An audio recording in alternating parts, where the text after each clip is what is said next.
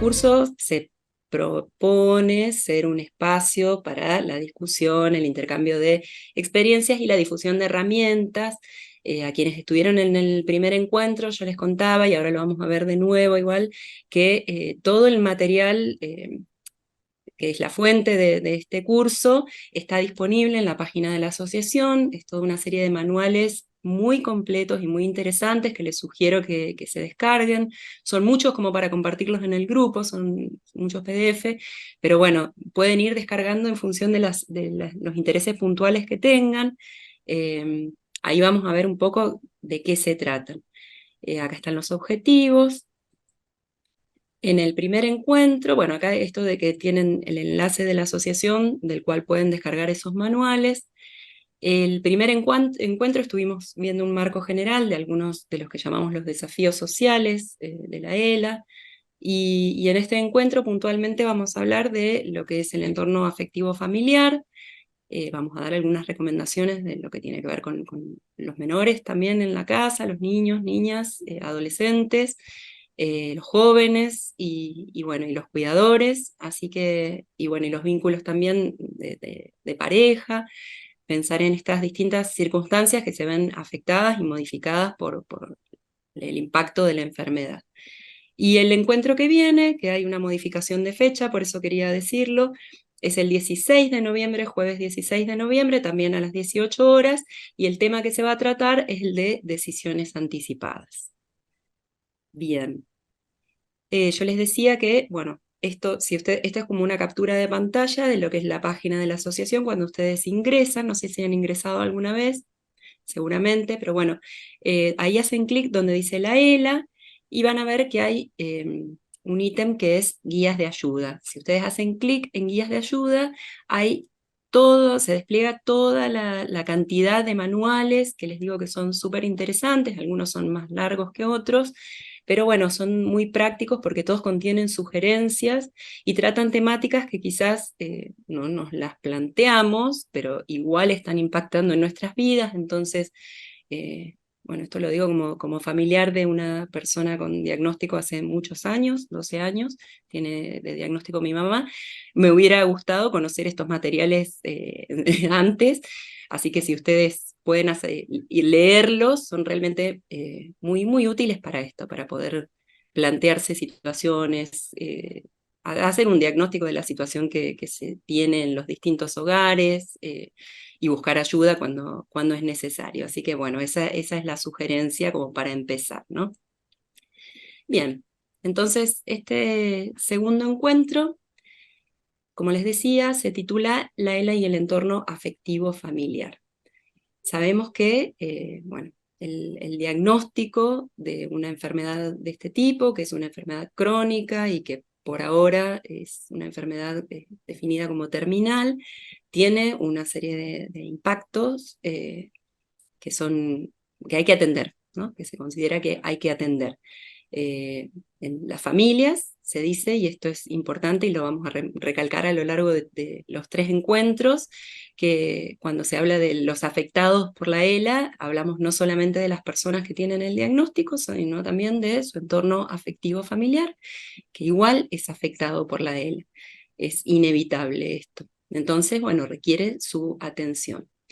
Hay cambios en los roles y en la dinámica familiar, hay cambios en el rol de la persona enferma, por ejemplo, y sobre todo si la persona se hacía cargo de determinadas tareas, o era responsable de parte o de la totalidad de los ingresos de la familia. Eso, bueno, es un impacto muy fuerte. Estuvimos hablando un poco de la cuestión del trabajo y en el encuentro anterior.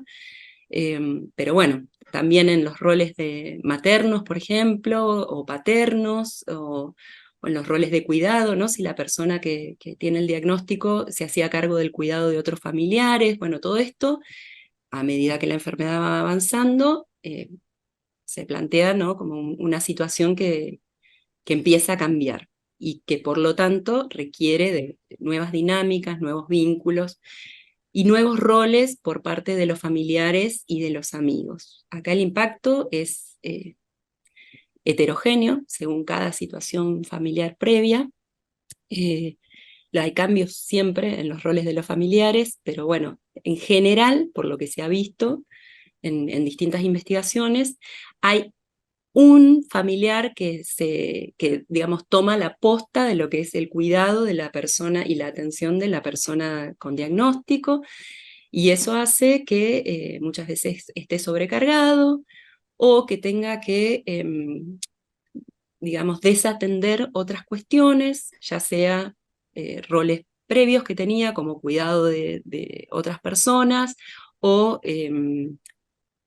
el trabajo, o sea, que tenga que reducir, por ejemplo, su jornada laboral o tenga que pedir licencias, y eso conlleva muchas veces un impacto económico, ¿no? En la economía familiar. Así que bueno, es mucho el impacto de la ELA en los vínculos y en la situación de la familia. Y bueno, y con respecto a los cambios en el rol de los amigos, hay amigos que, bueno, sorprenden gratamente cuando eh, hay un diagnóstico y cuando hay un avance de la enfermedad, porque bueno, se puede acudir a ellos, se les puede pedir ayuda o porque ofrecen su ayuda. El encuentro anterior hablábamos o dábamos una serie de tips respecto de tener anotado cosas concretas para cuando estas personas nos ofrecen ayuda, porque a la larga, si no, a veces, ¿no? Por no querer o molestar o por no saber bien qué decirles, perdemos esa posibilidad de contar con una ayuda externa que es valiosa. Entonces, bueno, decíamos, es importante, por ejemplo, tener una listita de cosas, ya sea, no sé, llevar a lavar la ropa, ayudarme con las compras, bueno, llevar a los chicos a la escuela si hay menores, bueno, este tipo de cosas, tenerlas anotadas, entonces cuando alguien externo, sea familiar o amigo, ofrece su ayuda o pregunta si necesitamos ayuda, poder decirle concretamente, sí, mira, me puedes ayudar con esto, esto y esto, ¿qué te parece que pueda hacer? ¿Qué te parece que podés acomodarte mejor? Y bueno, y también hay familiares y amigos que no están tan dispuestos, ¿no? a ofrecer ayuda por distintas situaciones, ya sea porque el impacto de ver a la persona eh, afectada en el avance de la ELA le resulta intolerable y entonces dicen, bueno, no puedo verlo así, no puedo verla así y dejan de ir. Eso provoca, ¿no? Una sensación de pérdida, o se pone, ¿no? en primer lugar, bueno, pero es lo que puede cada uno y cada una, pero bueno, es duro de asimilar, y a veces dentro de la familia también, o sea, si hay, por ejemplo, si la persona enferma es padre, madre, y hay varios hijos, bueno, no todos ocupan el mismo rol de cuidado, ni tienen por qué ocuparlo, cada uno según sus posibilidades, pero bueno, esto genera a veces disputas y conflictos familiares, ¿no? Y bueno, y cambios en la intimidad también, o sea, en la vida de la pareja hay cambios, por supuesto, porque hay una afección física. eh, la intimidad se ve alterada cuando ya en estados avanzados de la... Siempre se ve alterada, ¿no? Pero digamos, si pensamos, por ejemplo, en estados avanzados de la enfermedad y pensamos en una internación domiciliaria, directamente ya casi no existe intimidad, ni siquiera intimidad familiar, en el sentido de que, bueno, hay permanentemente enfermeras, enfermeros, kinesiólogos y demás, así que hay que pensar, ya vamos a hablar de recursos y de sugerencias, esto es, digamos, un planteo del problema y de la temática, pero sí hay que tratar de buscar los espacios y no ceder a esa pérdida de intimidad y crear espacios para poder tener el diálogo y para poder mantener el vínculo a pesar de las dificultades que la enfermedad plantea. Así que bueno, vamos a ver algunos recursos para afrontar estos desafíos que se plantean en el entorno afectivo familiar. Por supuesto, la primera, que insistimos mucho en el encuentro anterior y vamos a seguir con esto, tiene que ver con estrategias de organización y de comunicación. Después, bueno, ver cuándo recurrir a profesionales, ¿no? No tratar de resolverlo todo en el mismo entorno reducido, porque el entorno queda sobrecargado. Si hay posibilidad económica y si no, buscar los recursos, a veces es esto, no se puede solos, hay que recurrir a ayuda profesional.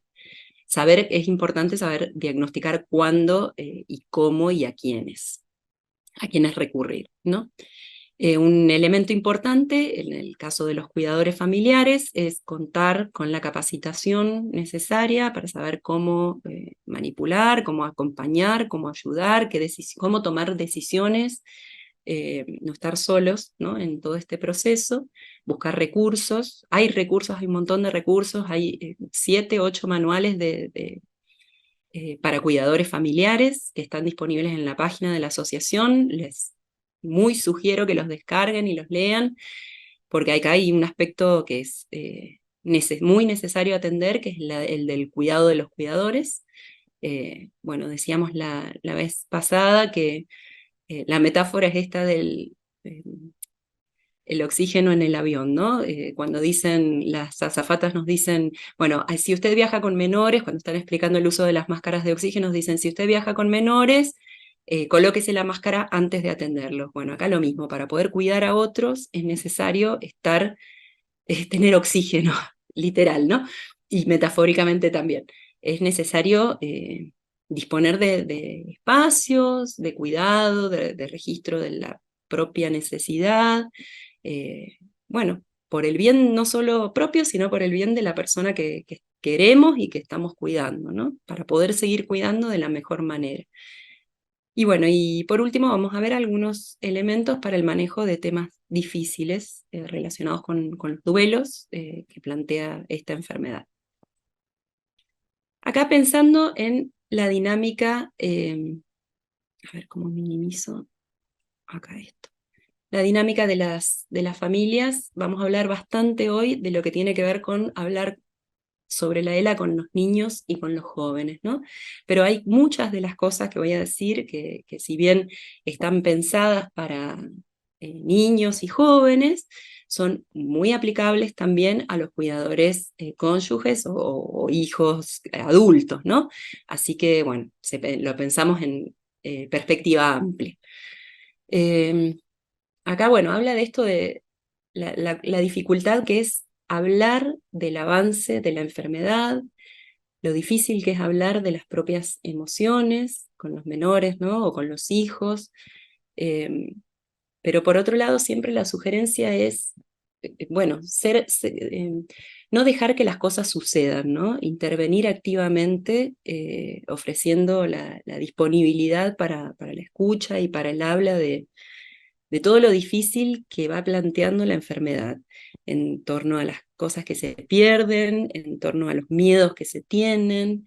eh, entonces, no pensar que se va a proteger al ser querido si no hablamos, sino pensar que si no hablamos, la persona va a buscar información por otro lado, y en las redes hay sobreinformación, hay mala información también, hay información confusa, y esto no va a ser una buena orientación para quien estamos queriendo proteger, sino mejor, bueno, ponerse en el lugar de marco o de guía y de compañía de, de los menores en la casa, ¿no?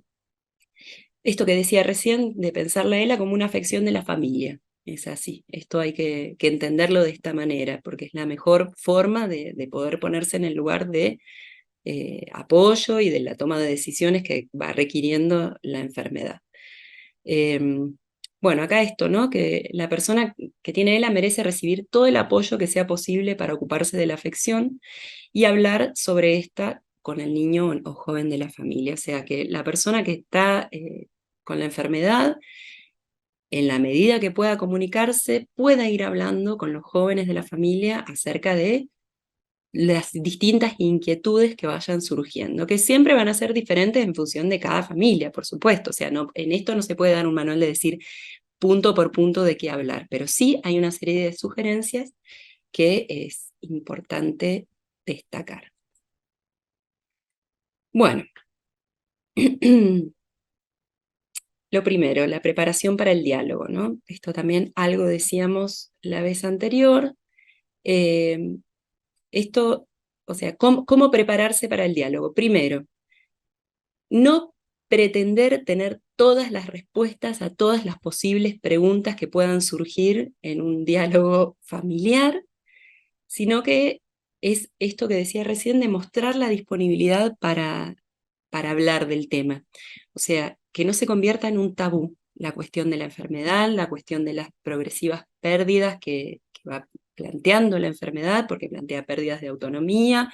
Ustedes ya lo sabrán si están bueno, después si quieren charlamos un poco respecto de en qué situación está cada una con respecto a la ELA, pero es algo inevitable el deterioro de las funciones que hacen a la autonomía, por lo tanto, esto va generando dependencia y aparece, por supuesto, una serie de miedos y cuestiones que van armando lagunas, ¿no? Nebulosas, temas de los que no se puede hablar, pareciera que no se puede hablar. Entonces es importante que la preparación para el diálogo sea esto, sea decir, bueno, iniciar el tema, ¿no? Decir, bueno, mostrar disponibilidad para hablar incluso de los propios miedos, incluso de las propias dificultades. Preguntar, una buena forma para abrir el diálogo es preguntar, sobre todo si hablamos de niños, qué saben de la ELA, qué piensan de la ELA, qué piensan qué es lo que conocen, cómo lo han escuchado, ¿no? Eh, y bueno, pueden pasar muchas cosas, ¿no? Cuando se abre la pregunta y la conversación. Puede pasar que niño, niña, adolescente, joven, no quiera hablar, sobre todo si es un adolescente o joven, no quiera hablar de la ELA. Esto, bueno, no tiene por qué generar frustración, o en todo caso, si la genera, no hay que abandonar el intento de mostrar disponibilidad, porque de lo que se trata es de esto, ¿no? De decir, bueno, se abrió la puerta, y es un tema del que vamos a ir hablando, no se cierra por más que la persona no esté lista para hablar todavía, porque quizás los estudios dicen que si el niño no quiere hablar es quizás un reflejo de que el adulto no está listo para hablar todavía, ¿no? Y se está forzando. Entonces, bueno, algunas sugerencias, por ejemplo, son armar una especie de lista de temas o escribir la conversación o pensar y repasar la conversación que se quiere tener y no pretender tenerla el mismo día, ¿no? El primer día que se inicia esta conversación, sino, bueno, esto, empezar por algo. Eh, Así que bueno, y estar dispuesto a que se le pregunte, estar dispuesto a decir no sé, o a decir estoy frustrado, frustrada con esto, no tengo la respuesta, no sé qué va a pasar, ¿no? A compartir, porque de esto se trata, ¿no? No de mostrar una verdad absoluta, no es esto el diálogo con los jóvenes, sino poder mostrar que se puede hablar de lo que se siente, ¿no? Y que está bien hablar de lo que se siente, hacer un lugar, alojar el padecimiento en todo caso. Eh, lo mismo esto, ¿no? Si me hacen una pregunta que no estoy listo para responder, es esta la idea de lo que decía recién, ¿no? Bueno, no estoy listo, no estoy listo. Pero bueno, le puedo decir que la voy a pensar, le puedo decir que voy a buscar información, le puedo decir que en algún momento estaré listo para responderla, pero tratar de, bueno, no enojarse, no irritarse. Cuando hablábamos del impacto de en los vínculos en la familia, bueno, pasan muchas cosas, ¿no? Cuando se atiende a ver, voy a acomodar esto. Cuando se atiende a los familiares, con esto que decía de que hay, bueno, una sobrecarga, es mucha la demanda de tiempo, no hay tiempos disponibles. Entonces, bueno, lleva todo un esfuerzo contar o encontrar tiempos o generar esos tiempos para poder conversar. Entonces, bueno, puede ser que uno esté irritable, ¿no? Más irritable que de costumbre por el hecho de la sobrecarga o el desgaste que implica también, no solo el hecho del cuidado de la persona, sino el desgaste que implican los trámites, las burocracias, tener que lidiar con las obras sociales. Bueno, todo esto provoca estados de ánimo que son muy variables y pueden que no estemos como en las condiciones perfectas. Por eso es importante buscar un buen momento para poder hablar. Y digo, yo decía recién que no lo pensemos excluyentemente para niños y niñas estas conversaciones, sino también en la familia, ¿no? En la dinámica familiar, o sea, encontrar los espacios para poder blanquear lo que se vive, lo que se siente y lo que se quiere, lo que se demanda. eh, bueno, esto, y en el tono menos conflictivo posible, pero bueno, cuando hay conflicto lo mejor es darle un lugar y no cerrarle la puerta, ¿no? O sea, no evadirlo porque al final no nos va a llevar a un mejor puerto, sino todo lo contrario. O sea, va a estallar en el lugar y en el momento menos eh, deseado, y bueno, la cosa es complicada de por sí, hay que tomar decisiones siempre en todo momento, hay que batallar con instituciones y todo eso lo que requiere es que la familia, el grupo familiar esté lo más sólida posible para poder llevar adelante estas cuestiones, ¿no? Bueno, y después por último esto de, ¿y si mi hijo quiere hablar con otra persona, ¿no? Bueno, puede pasar que quiere hablar con alguien. Lo importante es que tenga alguien con quien hablar. Y ahí lo que se puede hacer es esto, ¿no? Preguntar si hay alguien con quien pueda hablar de esto, si le gustaría hablar de esto con alguien. O sea, el tema es mostrar que se está disponible para el acompañamiento y que no es un tema tabú. La enfermedad, el progreso de la enfermedad, la pérdida del habla, por ejemplo, que no se vayan convirtiendo en temas tabúes, porque esto para los chicos tiene un impacto mucho más grande que el que tiene para los adultos. Entonces, puede pasar que si no se habla con los niños sientan que, depende de la edad, por supuesto, eso ahora les comento algo al respecto con las edades, pero los chicos hasta pueden sentir culpa por la enfermedad si es el caso de los padres, ¿no? Entonces, bueno, lo mejor es abrir el diálogo y estar disponible, y no pensar que se los protege por no tocar estos temas, ¿no? Porque el impacto puede ser muy a largo plazo si no se tocan los temas. Es mejor poder, aunque sea doloroso, ¿no? Porque no es que no lo sea, pero bueno, poder dar lugar a que aparezcan estas cosas, ¿no? Si el niño siente culpa, poder escuchar esto, ¿no? Y decirle que no es culpa de nadie la enfermedad, no es culpa de nadie el avance de la enfermedad. Bueno, ahora vamos a hablar un poco más de estas cuestiones. Con respecto a las edades, les quería decir que hay un manual muy interesante que es algo así como las familias y la ELA, y está basado en investigaciones y práctica clínica de psicólogos y especialistas, y hay una sugerencia bien concreta de etapa de desarrollo y qué decir puntualmente y cómo hablar de distintos temas vinculados a la ELA en cada etapa de desarrollo. Entonces hay, por ejemplo, desde bebés hasta los 3 años, después hasta los 7 años creo que es, y después más grandes hasta los 12, luego hasta los 19, que es lo que entendemos como adolescencia. Por supuesto que estos no son rangos que son absolutos, son variables en función de cada niño y de cada geografía y de cada experiencia familiar, pero bueno, es bueno siempre tener orientaciones y referencias, y bueno, cada familia después adaptará las sugerencias a su propia realidad, ¿no?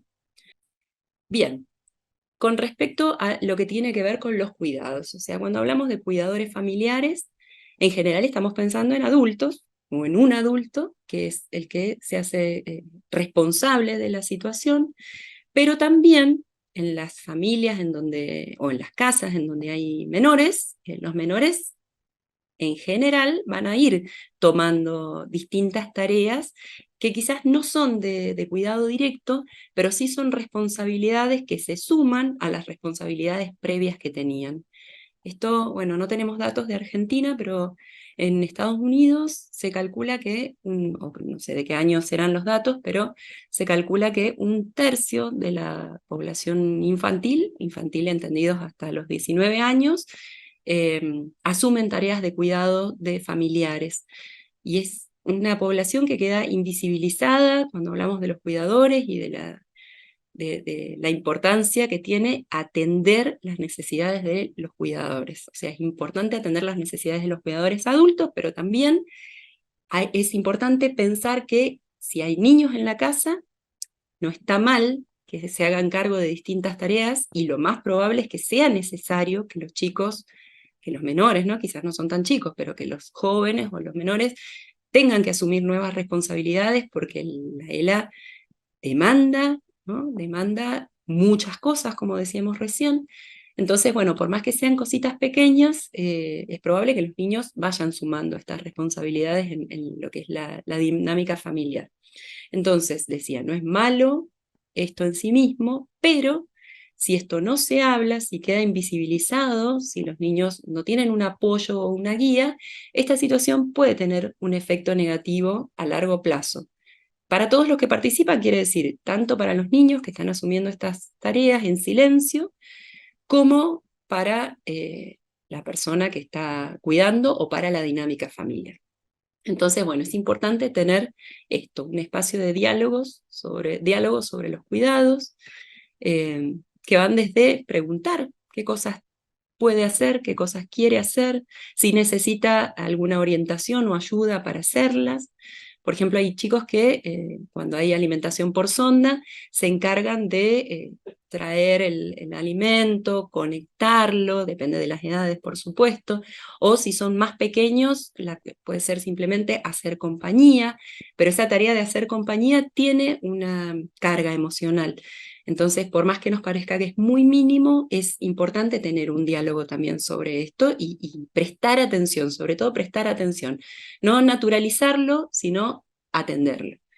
Es importante que los jóvenes tengan un apoyo para el cuidado, ¿no? Apoyos de distintos tipos, ¿no? Que se los haga participar. Y esto también, ¿no? Que si están participando del cuidado, que también puedan participar de las decisiones. No digo que tengan la voz final de las decisiones, pero sí que puedan participar de las conversaciones que la familia tiene, no de todas, pero de las que se pueda, respecto de la persona que se está atendiendo y que se está cuidando, porque están asumiendo una responsabilidad, por lo tanto, merecen un lugar, ¿no? Acorde a esas responsabilidades que asumen. Y bueno, y merecen el apoyo y la escucha, como decía recién. Esa cita que está ahí, que dice, ayúdenme a saber qué hacer y cómo hacerlo, es una cita de una niña que está asumiendo tareas de cuidado con su padre. Eh, bueno, y acá respecto de, a ver esto, bueno, acá hay un consejo, ¿no? Dice, los cuidadores jóvenes suelen tener tanto sentimientos positivos como negativos sobre brindar cuidados. Tranquilícelos diciendo que está bien sentirse de las dos maneras. Estimúlelos a permitirse sentir lo que sienten y hablar de eso. Hay un tema, hay una cuestión que no es solo para los cuidadores, sino para las personas que tienen diagnóstico también, que es el tema de la positividad, ¿no? El hecho de obligarse a ser positivos todo el tiempo, pensando que esto tiene un efecto sobre en la enfermedad o sobre la persona que tiene la enfermedad. Bueno, es posible que algún efecto tenga, pero el sobreesfuerzo que implica negar los sentimientos negativos, ¿no? Valga la redundancia, y mantenerse positivo todo el tiempo es una sobrecarga, ¿no? Tanto para la persona enferma, si trata de mantenerse optimista todo el tiempo, como para los cuidadores. Y más para los niños, ¿no? Entonces los niños pueden sentir mucha culpa por tener, cuando aparecen sentimientos negativos, como la ira, puede ser un sentimiento normal. Entonces, bueno, lo mejor, la recomendación siempre es alojar esos sentimientos, dar lugar y decir, bueno, está bien. O sea, quizás no está bien que lo manifiestes con la persona que estás cuidando, por supuesto, pero está bien que lo sientas y en todo caso hay que buscar la forma de poder sacarlo, ¿no? O poder darle un lugar y entender por qué lo tenés, por qué te sentís de esta manera, qué podemos hacer para que no te sientas de esta manera, ¿no? Con negarlo no vamos a resolver nada, más o menos ese es el punto, ¿no? El optimismo vacío no nos resuelve nada, es mejor siempre, por eso insisto en esto y creo que el eje de la charla, ¿no? Es esto, ¿no? De hablar, hablar, hablar, alojar, alojar, alojar, y escuchar también, por supuesto.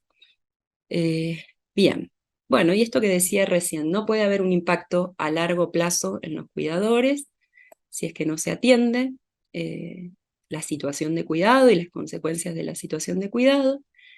Entonces, bueno, es esto, hay que dar lugar al diálogo, porque estas situaciones son especialmente estresantes y difíciles, eh, generan distintos tipos de sentimientos y tratemos de que los sentimientos negativos no se internalicen, no se cristalicen, no queden alojados para siempre, sino que puedan sacarlos y darles un lugar. Y eso es a través de la reflexión que se logra, ¿no? Sabiendo que, bueno, sea, pensando, no, reflexionando, no es que todos los sentimientos negativos son buenos ni malos en sí, pero bueno, es escuchar y poder reconocer que hay algo ahí que no está bien o que no hace bien, que tiene un impacto. Bueno, esto permite que no haya efectos a largo plazo. No hablo solamente acá de los niños, sino en general de los cuidadores, ¿no? Efecto a largo plazo, no hay estudios sobre esto, pero sí hay suposiciones de que puede haber en la sobrecarga, en el estrés continuo y demás, que no es tratado o alojado o escuchado o acompañado, y no me refiero solo que tenga que ser acompañado por profesionales, sino bueno, que se pueda hablar con alguien, ¿no? Eh, bueno, puede provocar consecuencias como depresión o un malestar que sea constante y difícil de abordar, por eso hablamos de largo plazo. Y bueno, y para los jóvenes lo más importante, y yo pienso que para todos, ¿no? Es el encuentro con pares. Para los jóvenes el encuentro con pares, más allá de pares que sean, es difícil que puedan conectar con alguien que cuide a un familiar, ¿no?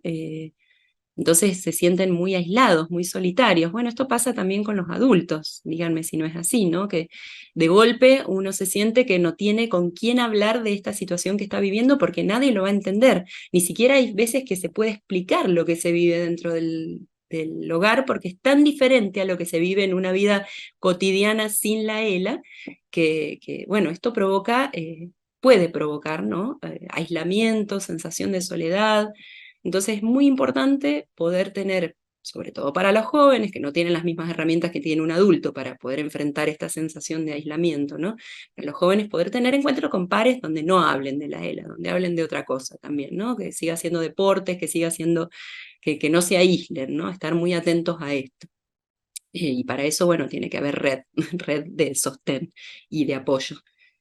Así que volviendo al tema de si hay amigos o familiares que siguen estando, bueno, contar con esa ayuda y reclamar o pedir concretamente esa ayuda, que esa persona pueda venir y hacer la tarea que hace ese cuidador que está sobrecargado para que no llegue a un momento de agotamiento, ¿no? Aunque sea una vez cada tanto, que la persona pueda, no sé, salir a caminar, salir a tomar un café con amigos, o sea, sin sentir culpa de que está abandonando al ser querido, porque esa es la otra, ¿no? A veces los mismos cuidadores se niegan porque piensan, y eso es un trabajo que hay que hacer, ¿no? Que nadie va a cuidar al ser querido como lo cuida uno, o que la persona que está siendo cuidada va a sentir abandono o se va a enojar porque me voy, bueno, que pueda trabajar con esos sentimientos porque vuelvo a esto, ¿no? La única manera es estar sano y entero para poder cuidar a otro, por lo tanto es necesario hacerse esos lugarcitos y para eso es necesario pedir ayuda, no está mal pedir ayuda, y bueno, y ojalá encontrarla, ¿no? Cuando uno la pide. A veces hay que exigirla, no alcanza con pedirla solamente. Bien, y después, bueno, comunidad ELA, ¿no? Esto es algo que sería interesante, o sea, estos espacios, por ejemplo, por eso buscan también ser espacios de discusión, de reflexión, de compartir. Hay otros espacios que ofrece la asociación que son específicamente de acompañamiento más de tipo terapéutico o de hablar o de compartir, pero es importante esto, ¿no? Que ya que es una enfermedad poco frecuente y que realmente se siente esto de que uno es la única persona en el mundo que le pasó esto, o a su familiar la única persona que le pasó esto, entonces el hecho de poder encontrarse con otros y otras que saben de qué estamos hablando, o que no es necesario hablar para que sepan, es muy importante. Ayuda un montón a poder sobrellevar distintas situaciones y además que se pueden intercambiar recursos, formas en que se han resuelto las situaciones. Entonces, bueno, los espacios de comunidad ELA, ojalá que se puedan multiplicar y que se puedan seguir abriendo, pero si no, también de manera horizontal ir generándolo, ¿no? Bueno. Y después, esto que decía recién, bueno, esto de que los jóvenes necesitan pasar tiempo con amigos, no olvidar esto. Y los grandes también necesitamos pasar tiempo fuera de lo que es el cuidado de la ELA. Bueno, y acá vamos a tema, yo anticipé que había el tema de tratamiento de temas difíciles, ¿no? La ELA, sabemos, es una enfermedad que por ahora no tiene cura y que el fin, digamos, de la enfermedad es la muerte. La muerte es un tema que es muy tabú en nuestra cultura, es un tema del que no se habla, el que incomoda hablar, no sabemos qué decir cuando hablamos de esto. Eh, pero además de la muerte, que es como el horizonte horrible, pero que sabemos que es así, ¿no? Hay otros duelos que se viven desde el diagnóstico y desde antes del diagnóstico también. Acá puse una frase, ay, a ver si la puedo leer. Ay, me fui. No, acá. Que es esto de, bueno, no la alcanzo a leer bien arriba, pero es algo así como esto, ¿no? Digo, no la alcanzo porque tengo otros carteles y otras cosas en la pantalla, pero esto lo dice un joven de 17 años que tiene a su madre con ella, que dice, bueno, que saber que se iba a morir lo puso mal, porque sí, todos van a morir, pero dice, mi mamá se va a morir mucho antes que una persona promedio. Y no sé, es que enfrentar eso todos los días, empeorando y empeorando, simplemente me hace sentir mal, ¿no? Esto, bueno, a considerar que son temas que provocan malestar, que se vuelven tabú porque no sabemos qué decir de esto, y que el hecho de que se vuelvan tabú a veces es peor porque es una forma, ¿no? La persona que tiene la enfermedad sabe que lo miran de esa manera, saben que se habla o se piensa en esto, pero no hay lugar para que lo pueda hablar. Entonces el hecho de, insisto con esto, hablar, dar lugar a los temas que aunque no sepamos qué decir, ¿no? Aunque sea preguntar, ¿te gustaría hablar de esto? ¿No? ¿O has pensado en este tema? Es ya abrir la posibilidad del diálogo y aunque sea abrir preguntas, puntualizar preguntas, ¿no? El encuentro que viene vamos a hablar de decisiones anticipadas ya puntualmente para la persona con diagnóstico y su familia. Pero bueno, hoy más que nada estamos abocados a lo que es la dinámica familiar y puntualmente con los más jóvenes. Entonces, bien, ¿qué dicen las investigaciones? Que hay que hablar, insisto en esto, no parezco figurita repetida, pero es esto, es permitir expresar los sentimientos, ayuda a sentirse mejor, aunque sea esto, que puedan decir algo como esta frase que leemos acá, que es durísima, pero bueno, que es verdad, es lo que siente, entonces, ¿por qué negárselo? ¿Por qué prohibirle que lo pueda comunicar? Porque duele escucharlo, a veces uno no abre la conversación porque no está preparado, preparada para estos temas, ¿no? Entonces, bueno, quizás primero prepararse eh, preguntándonos qué sentimos al respecto, ¿no? Haciéndonos un lugar a pensar en esto y después sí a enfrentar la conversación en esto, en este sentido, la pregunta, abrir la pregunta. Eh, bueno, acá esto de que hablar siempre ayuda a procesar la pérdida. Yo decía que duelos se viven muchos duelos, ¿no? Porque en realidad desde el momento que ya llegamos al diagnóstico es porque la persona ha ido perdiendo algo o teniendo alguna afección física que nos hace pensar que hay algo que atender, ¿no? Y cuando llega el diagnóstico en general es muy fuerte, es como una bomba, no siempre se recibe de la mejor manera o se dice, ¿no? Es dicho de la mejor manera, de la manera más cuidada. Entonces esto es difícil de procesar. Después, bueno, las distintas pérdidas en cuanto a, ¿no? Que quizás la persona en algún momento ya no puede mover sus brazos y antes podía escribir y ahora ya no puede escribir, o que va perdiendo, no siempre pasa, sabemos que cada él es diferente. O sea, que cada persona con el diagnóstico es el mismo, pero la enfermedad es distinta y no sabemos tampoco cómo, no se puede predecir qué va a pasar, cuánto tiempo, en cuánto tiempo va a ir avanzando, qué cosas va a ir tomando, pero sí sabemos que hay cosas que se van a perder eh, y esto es lo que se va duelando, o sea, el duelo se va haciendo, el duelo es la pérdida, ¿no? Es el dolor por la pérdida, entonces es esto, la misma persona también hace el duelo por la pérdida de, por ejemplo, de la voz, o sea, el no escuchar, o los familiares, ¿no? No escuchar la voz del ser querido, lo tenemos ahí, lo escuchamos con su dispositivo de comunicación, o leemos lo que puede escribir, pero ya sentimos que hemos perdido su voz, ya no se puede recordar el tono de voz. Entonces,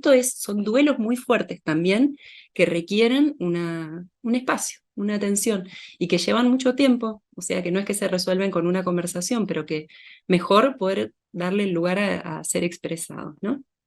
Después, por otro lado, brindar información, ¿no? Cuando hablamos de menores, no suponer que ellos entienden todo, no suponer nada en realidad, sino brindar información clara respecto de, bueno, puede pasar esto, puede no pasar, cada persona es diferente, bueno, ir explicando todo, lo que se puede explicar, pero mejor dar un marco seguro para no solo dar lugar a los sentimientos, sino aplacar fantasmas, ¿no? Porque es peor, me parece, cuando no se habla, que cuando se dicen las cosas, por más temidas que sean, a veces son peor las que se imaginaba la otra persona, por eso hablo de fantasmas, ¿no? Es mejor esto, abrir el diálogo. Bueno, y esto que ya lo dije recién del tema de que aunque sea frustrante o aunque no se sepa qué decir, abrir el diálogo. Y que, bueno, y mostrar que es difícil para todos, ¿no? No es solo difícil para los menores y que nadie tiene una respuesta absoluta. Pero bueno, que sea difícil no quiere decir que vayamos a negar todo lo que se está viviendo.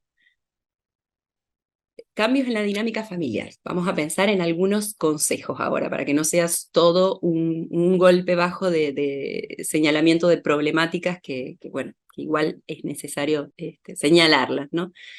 Algunos consejos para afrontar estos cambios en la dinámica familiar. Bueno, comunicar, esto creo que hemos hablado mucho, pero bueno, sabemos que en la ELA puede haber dificultades de comunicación, entonces quizás hay que requerir a un profesional, ¿no? A un fonoaudiólogo específicamente, que pueda asesorar, que pueda ayudar, o en el caso de que sean necesarios dispositivos de comunicación, terapistas ocupacionales, o bueno, consultar a la asociación también, para ver cuáles son las vías disponibles y cuáles son las alternativas de comunicación que pueden haber para que esa puerta no se cierre cuando todavía se puede mantener abierto, ¿no? Que es fundamental en la subjetividad humana. Entonces, bueno, esto, permitir también que la otra persona pueda comunicar las necesidades, o que los distintos miembros de la familia puedan comunicar sus necesidades. Pedir ayuda también si es necesario, y buscar ayuda profesional cuando se necesita. Insisto en esto. Bueno, tener paciencia, sabemos que, ya lo dije recién, la sobrecarga, el estrés, las angustias que se viven provocan cambios o alteraciones en el carácter, entonces, no sé si en el carácter, pero en los estados de ánimo, ¿no? Vamos a pensarlo como algo más, no tan permanente como el carácter.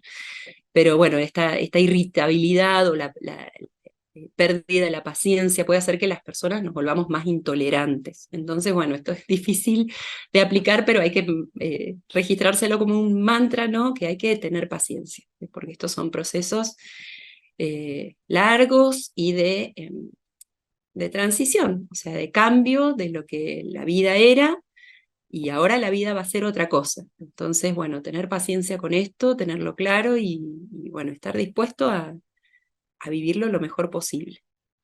Disfrutar tiempo juntos, esto es importante, ¿no? Buscar cosas que se puedan disfrutar junto con la persona que tiene ELA, en familia o en los vínculos de los seres queridos, ¿no? ¿Qué se puede hacer si ya quizás no se puede comer, ¿no? No nos podemos juntar a comer, que es lo que los argentinos tenemos como sería nuestro leitmotiv, ¿no? Para las juntadas es siempre son las comilonas, el asado, bueno, o los postres, o las tardes. Bueno, eso ya quizás no se puede hacer, pero tratemos de hacer otras cosas, ¿no? Aunque sea, no sé, compartir, ver una serie, compartir, ver una película, emocionarse con una película, ver videos viejos, o sea, algo que hayan disfrutado y que se pueda seguir disfrutando, bueno, mantenerlo y valorizarlo a estos espacios, porque también alivian el estrés de la situación cotidiana de todo el tiempo estar haciendo algo necesario, ¿no? O sea, salir un poco de lo necesario y hacer cosas que son importantes, aunque no sean la cosa de la urgencia. Bueno, y aceptar que todos vivimos esto de una manera diferente, ¿no? En una misma familia, por ejemplo, distintos hermanos lo pueden estar procesando de manera totalmente distinta, o verse o manifestándolo de manera totalmente distinta, o además la persona que tiene la enfermedad, también está viviendo sus duelos. Entonces, bueno, esto nos pone a todos en situaciones diferentes, por más que todos estemos viviendo el impacto de la ELA en la dinámica familiar, ¿no? Pero todos estamos viviendo situaciones diferentes y bueno, y esto hay que reconocerlo y tener paciencia, volviendo a esto, ¿no? De la paciencia. Ser sinceros, esto de que no negar, vuelvo a esto de no tener un optimismo vacío, negador de las realidades, sino atender a bueno, a las dificultades, a lo difícil que es esto, puede ayudar, ¿no? A estar mejor en la familia. Y bueno, y algunos consejos para todos y todas, ¿no? Para todos los afectados, insisto con esto, en los afectados hablamos de quienes tienen el diagnóstico y quienes estamos acompañando. Vivir el presente parece como una cosa vacía, pero en realidad es muy difícil de lograr, ¿no? No obsesionarse con qué depara el futuro, porque además no lo podemos saber, o sea, nunca lo podemos saber, pero tampoco la ELA nos dice un pronóstico tan certero, ¿no? Por más que el médico nos diga cuando nos da el diagnóstico, diga desde la expectativa de vida es de 3 a 5 años, o sea, podemos estar 20 años con la enfermedad, entonces, bueno, mejor no obsesionarse con esto de qué depara el futuro y concentrarse en lo que se puede hacer ahora, ¿no? Y aprovecharlo al máximo. Por otro lado, bueno, esto de no intentar, no, esto estresa más querer conseguir todo a la vez, ¿no? Querer resolver todo, entonces pensar, ¿no? Y esto está asociado a querer anticipar todo lo que va a pasar y resolverlo. Bueno, no, día a día, esto es paso a paso, se nos van planteando nuevos desafíos y los iremos resolviendo paso a paso, ¿no? No se puede resolver todo de golpe. Insisto en esto de, bueno, concentrarse en lo que se puede hacer, ¿no?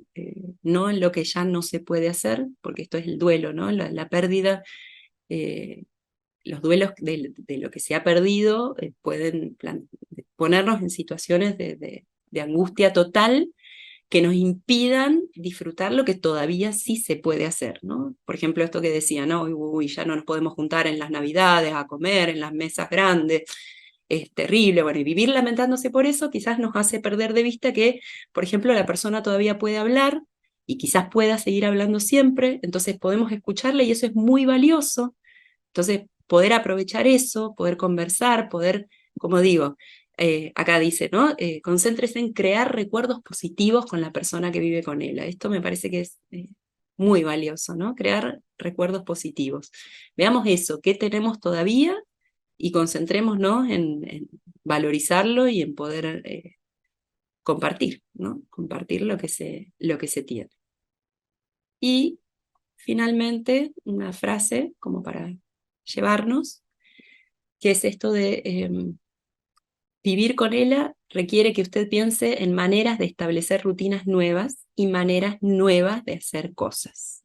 Viva con y no a pesar de la era, ¿no? Es esto más o menos el cierre de lo que he venido diciendo. Bueno, estamos bien con el tiempo.